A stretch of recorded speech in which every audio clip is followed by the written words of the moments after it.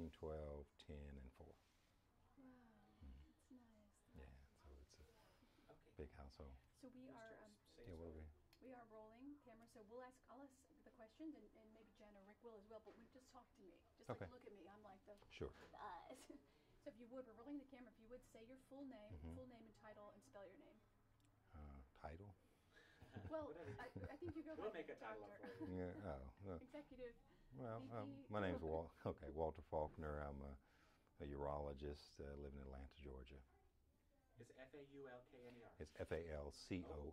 Oh, Falconer. Oh, good. Oh, Okay. I should have figured that out from him. From the emails. Now I Yes, we get just it. want to make Yeah. sure we have your name spelled Absolutely. correctly.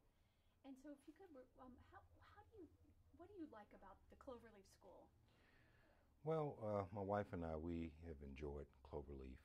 As obviously having a special needs child who's 12, we've been through a lot of different experiences in the educational process, and there are some kids who are just starting out, but for some of us, it's been a pretty tough journey, trying to find the right fit for a child.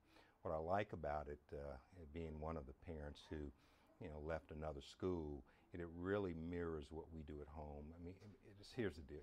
If you look at parents with special needs kids, the educational process is something that isn't new to us. We've been doing it since they were born, and it requires a different skill set. Having other kids, that with my child is here, we do things a little differently. There's a little more tolerance and patience and reward and things. And so you look for a place from an academic standpoint that mirrors something that's very familiar to the child.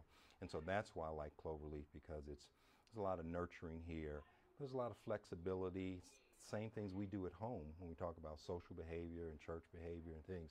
They're doing here what they're teaching are the academic things. So that's the main reason we really found this to be a favorable place for our child. Is there anything different about Cloverleaf that Hang you? on 1 second. Okay. That was a great answer. Do we need to close the door? No, I just. Oh, we're getting a lot. It's funny. We're getting a lot of sound. Or one Oh, time stop yeah. as a truck like rah, rolled through right when someone was saying something. That was okay. Go ahead. Okay. So, is there anything different about the Cloverleaf School that you find that it wasn't like other schools you were at? Yeah, I would say that there's always this divide between teachers. It takes obviously a teacher who chooses to work in this environment. They have a special passion or love for teaching this type of child. And then there's administration, which may have these other constraints of finance or roles, or if it's in the public school, certain criteria that they have. And so here it's a teacher-driven place, in which is very important, because the win is for the child, but the customer is not the parent.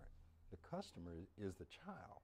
And so I think that's the magical thing, is that the teachers have the flexibility to provide the individual needs of each of the children. And that wasn't our experience before. It was just this is the curriculum for today, and your child may be at the top end of that class or at the bottom end, but you're bound by those constraints. Here, you can even watch the children and the teachers. They give each child a little different within the same subject.